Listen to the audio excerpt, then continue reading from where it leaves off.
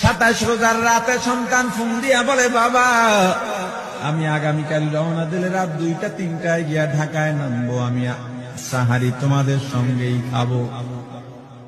মা বসে আছে, মায়ের সন্তানের বাবাও বসে আছে, সন্তান আসবে।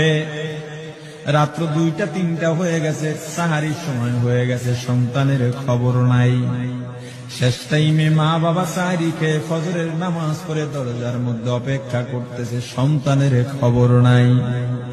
8টা, 9টা, 10টা বেজে গেছে, মায়ের মনটা আর ভালো লাগে না।